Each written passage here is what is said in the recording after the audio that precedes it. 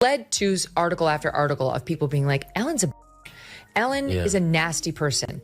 And all these staffers started to come out, not for nothing, but I know a guy, I know him very well, whose sister worked for her, who said, you were not allowed to make eye contact with Ellen in the halls of that show. If you saw her, this is not a nice person. So she eventually got canceled, but now she's coming back. What transpires when a political pitbull like Megyn Kelly confronts a comedic hurricane like Rob Schneider? The aftermath resembles a societal bonfire so intense that the entire concept of celebrity-endorsed altruism may be forced into a period of deep introspection. The former daytime talk show maven, once perceived as the embodiment of affability, is now revealed to have cultivated an environment riddled with discrepancies and dubious practices, a stark contrast to her on-screen persona. Tales of backstage discontent, allegedly unfair treatment of employees, and potential moral compromises have been thrust into the harsh light, promising a veritable exposé. Watch closely as the public relations apparatus surrounding this former television magnate will be working overtime to control the narrative and mitigate the unfolding crisis. I have a question for you on this. This is perfect for you. Because I'm seeing this week that there is an attempted comeback by somebody who did not cross one of those fateful lines of the misstepping on their sacred cows of gender or race or sexuality. Yeah. But she was said to be a nasty biatch, and that's Ellen DeGeneres. Yeah. So her show got canceled after she had this testy exchange with Dakota Johnson, where something happened where Dakota said, oh, I had this birthday party. And Ellen said, well, why didn't you invite me? You didn't invite me. And she said, like, no, I did invite you, Ellen. That's not what happened. And Ellen had blown her off and then tried to play the victim on the set with her. Anyway, it led to article after article of people. Consider this. What unfolds when a journalistic titan and a jester, armed with truth, converge within the same space, their collective focus trained on dismantling a carefully constructed public image? The result is a surprisingly graceful deconstruction of the be kind ethos championed by Ellen DeGeneres. Kelly assumes the role of a meticulous surgeon, dissecting the veneer of benevolence with clinical precision, while Schneider acts as an unpredictable agent of comedic destruction, detonating carefully placed charges of satire and absurdity. The once ubiquitous dance segments now appear as desperate attempts to distract from the swirling allegations, frantic signals sent amidst a sea of controversy. Kelly, a figure notorious for her relentless pursuit of truth and unwavering skepticism toward manufactured narratives, possesses the ability to pierce through layers of carefully crafted messaging and isn't afraid to point out hypocrisy where she sees it. She operates outside the conventional realm of celebrity adoration, unwilling to grant immunity to those hiding behind a facade of manufactured sentimentality. All people on earth to be feeling sorry for herself, Ellen DeGeneres should not be on the list. She should at least, but make a real apology and do it. There's no apology. It's just woe is me. I was run out of Hollywood as she speaks from this grandiose stage on Netflix. Hello, you haven't been canceled if you are doing a Netflix special. She got $20 million for the one before this. I'm sure. Indeed, it could be argued that the very essence of Ellen DeGeneres' carefully managed public image practically invited scrutiny from a figure like Megyn Kelly. The carefully cultivated aura of Hollywood benevolence, maintained through an army of publicists and strategic PR maneuvers, was always a fragile construction, vulnerable to exposure.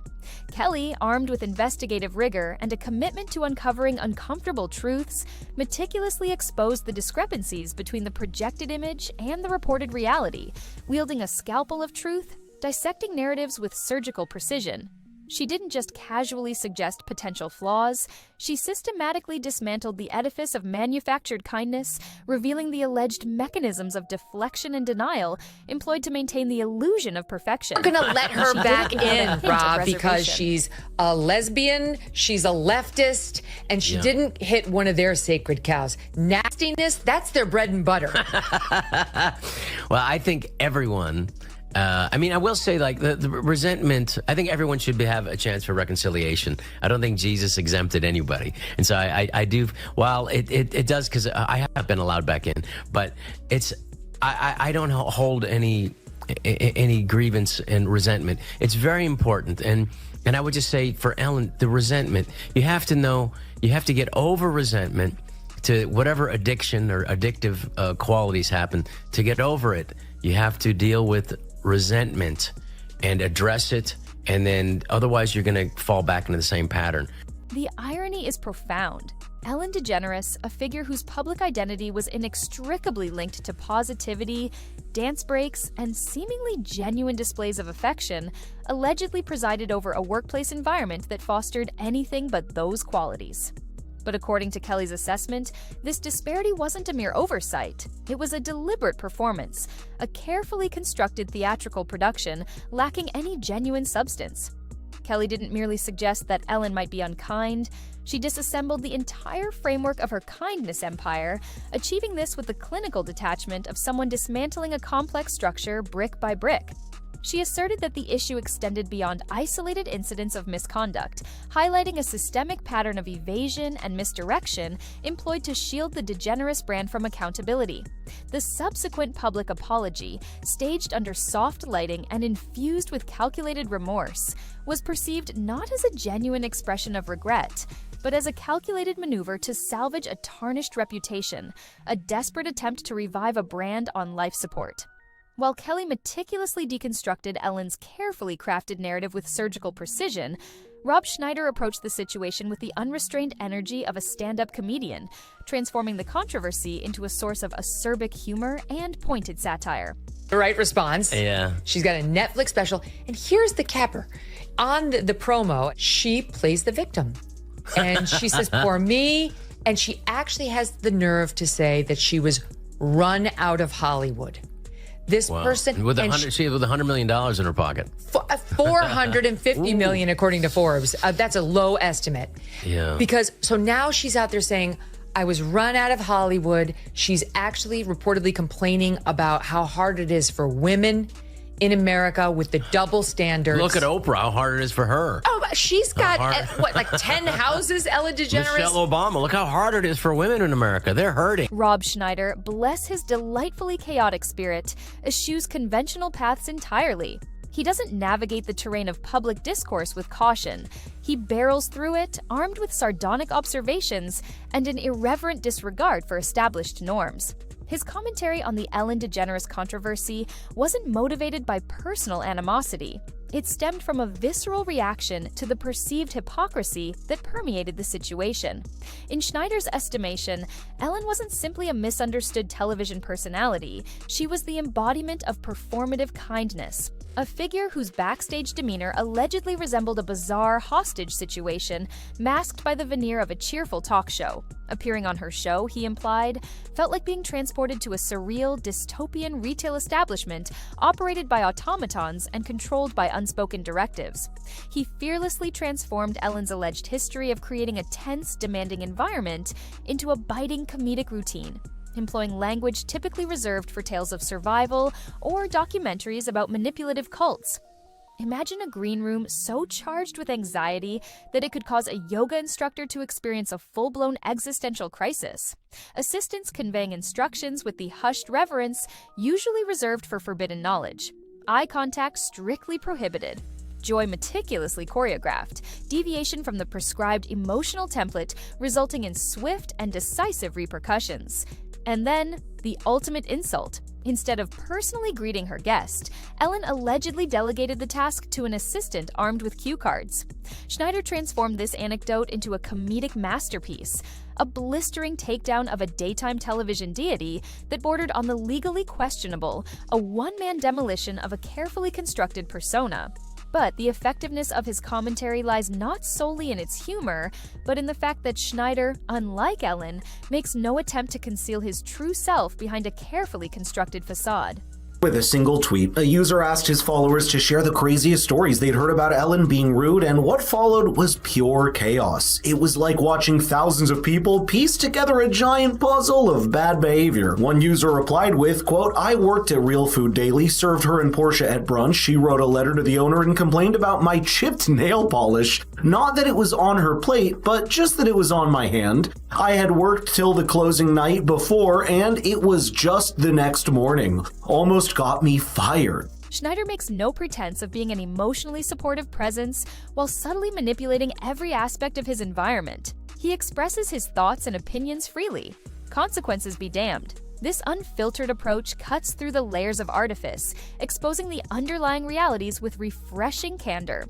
Therefore, we observe Kelly methodically dismantling the foundations of Ellen's carefully constructed image, while Schneider gleefully ignites the remaining fragments with comedic fire. Together, they constitute the most unexpected and effective demolition crew ever to descend upon the world of daytime television, because this story transcends the narrative of a single difficult boss. It exposes the inherent illusion perpetuated by Hollywood, the notion that kindness can be commodified and packaged for mass consumption, and the swiftness with which that illusion shatters when confronted with the harsh glare of reality. Ellen was once perceived as an untouchable icon, a beacon of unwavering positivity. However, when your empire rests on the foundation of forced smiles and choreographed dance routines, it's imperative to ensure that those behind the camera aren't secretly yearning for your departure. Kelly's critique resonated with the impact of a journalist exposing a grand scheme of manufactured optimism, while Schneider's landed with the force of a prank device rigged with explosives. Together, they dismantled the myth of Ellen's perpetual pleasantness in excruciating detail. The most compelling aspect of this saga is that neither Kelly nor Schneider had anything to gain from this takedown. They had no ulterior motives, no hidden agendas. They were simply calling out the incongruity between the image and the reality, and they did it with remarkable effectiveness. The slow erosion of Ellen's reputation, a gradual accumulation of stories that were initially dismissed or downplayed, culminated in the arrival of Kelly and Schneider, who amplified the whispers into a resounding chorus of dissent. The Ellen situation. Yeah. You know, people found out that Ellen was mean, and all these people came out and said, Ellen's actually a bitch. And everybody, whoa, Yeah. I can't believe it. And she lost everything. She fell apart, disappeared, because people found out that this character that she was portraying in a half an hour on a television show is not really who she was. My buddy Greg, who was one of her writers, was like, she's a piece of shit. And he was like, she's a monster. Kelly didn't engage in frivolous humor. She systematically dismantled reputations. Schneider didn't present reasoned arguments. He delivered indictments wrapped in comedic absurdity, all while Ellen continued to dance, oblivious to the precipice of her own undoing. Consider the Be Kind campaign, a ubiquitous marketing effort that plastered shirts, mugs, and throw pillows with saccharine slogans in fonts so cheerful they threatened to induce a state of diabetic shock. It was less a genuine philosophy and more a carefully curated product line, a commercial enterprise masquerading as moral guidance. As stories of alleged mistreatment, fear, and a culture of silence began to surface, those once comforting pillows transformed into subtle reminders of the power imbalance at play. Kelly refused to be swayed by the facade. She saw through the artificial cheerfulness. The issue wasn't simply that Ellen had made a few mistakes, it was that she had industrialized her image, commodifying kindness, and wrapping it around a reality that allegedly stood in stark contrast to her on-screen persona. And in Kelly's world, that constituted a cardinal sin. Authenticity was paramount, and exploiting vulnerable employees to maintain a false image rendered you not merely a hypocrite, but a liability. Simultaneously, Schneider transformed the very same hypocrisy into comedic fuel. He envisioned The Ellen Show as a twisted corporate arena, where dance breaks served as moments of bizarre reprieve. He joked that appearing on her show felt like entering a pastel-colored military installation where smiles were mandatory, laughter was expected, and any deviation from the script could result in unforeseen consequences. Have they made progress with the strike? They're picketing right now, so I think it's the early stages. I would think it might take a little bit with this one. When someone crosses the writer strike, that's some dirty shit. Do they cross the picket line? Yeah, I haven't seen anybody doing that yet. I think Ellen did. I had a buddy of mine who was writing on Ellen. Everybody kind of knows now what she's really all about. And that's another one of those. Like, press. I'm so nice and I'm so sweet. Being behind the scenes. Herein lies the true irony. Kelly and Schneider, two figures who seem unlikely to even occupy the same geographical area, much less form a unified front, delivered one of the most compelling deconstructions in recent memory. Kelly brought precision, Schneider brought chaos, and together, they exposed a fundamental truth about the construction of celebrity personas. Ellen's empire was never solely about interviews and viral content. It was about cultivating a lifestyle, perpetuating the illusion that problems could be resolved through positivity and dance. But when that carefully constructed facade began to crumble, It wasn't the traditional critics or tabloids who caused the collapse. It was individuals like Kelly and Schneider, who had nothing to gain from the takedown and therefore no reason to fabricate. The irresistible nature of this story lies not only in the downfall of a beloved figure, but in the way that downfall was narrated by two figures from vastly different spheres, united by an unspoken principle. If you aspire to be perceived as the most virtuous individual in the room, you can't be surprised when someone illuminates the darkness. Ellen attempted to manage the narrative through carefully crafted apologies, controlled interviews, and emotional farewells. People would have been pleasantly surprised to find out I'm kind. Well, yeah, that's disingenuous. That's disingenuous. Yeah, disingenuous. Disgenerous. That's disgenerous. Well, I think you should, I mean, there's certainly no lack of, I don't sense any humility. No. In that. No. And no one cares that now she's dealing with chickens. It's like, all right, You're a normal $450 million person. And by the way, I guarantee you she's Who's worth taking a care lot of her more. chickens? I guarantee, what's that? You guarantee what? She's worth a lot more than $450 million. Her art alone. And like those talk show hosts. These efforts ultimately proved futile, mere attempts to apply spin control in a situation where the truth had already been revealed.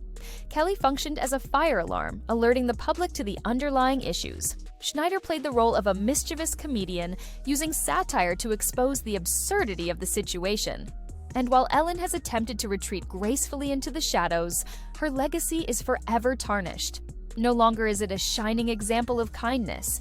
It's a cautionary tale, a reminder that authenticity matters. The absence of a formal debate or onstage apologies is telling. Instead, we have two distinct personalities pointing to the same cracks in a carefully constructed facade, exposing the hollowness of a once revered figure. The audience, no longer captivated by the dance, is now scrutinizing the performers, questioning the foundations upon which their fame is built.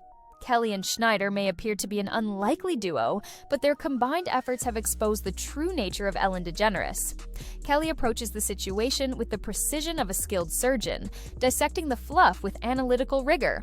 Too much. I can't stand these rich celebrities who want us to feel sorry for them. We don't, right? It's like all those you saw, like Julia Roberts on the Oprah special with Kamala Harris, like, oh, and Meryl Streep. Like, I know, winning over the hearts of people who live in gated communities everywhere. Well, wait, are these still your people? Are you still in California? No, I had to move out of California because I got little kids. And we understand why. It's dangerous to, in California, take your kids, in public schools. In the morning you drop off a girl, in the afternoon you pick up a boy. You never know what you get. Schneider, on the other hand, operates with the unpredictable energy of a caffeinated creature, hurling banana peels and one-liners with reckless abandon. Surgical precision versus slapstick comedy, intellectual analysis versus irreverent humor.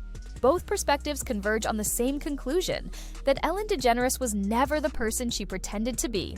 This is what makes the message so impactful. This isn't a coordinated attack. It's not driven by personal ambition or a desire for attention. These are two independent voices, emerging from vastly different backgrounds, pointing to the same fundamental flaw, that the act was dropped and hoped no one noticed. When your entire empire is built on dancing awkwardly with celebrities and bestowing gifts like spiritual sacraments, it requires only a single incident of alleged mistreatment to shatter the illusion. This isn't cancel culture, this is accountability culture. It's the inevitable consequence of marketing kindness as a commodity while treating your employees like expendable resources. In a world where relatability is prized above all else, Ellen's forced smile has become Exhibit A in the trial of celebrity authenticity.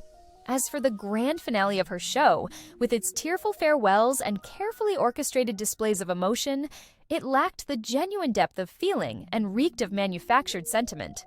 One can almost imagine Schneider heckling from the sidelines while Kelly jots down a conclusive note in her analysis. The future remains uncertain. Perhaps Ellen will resurface with a rebranded image, promoting mindfulness and vegan cheese. Or perhaps she will fade into obscurity, remembered only for awkward interactions and haunting commercials.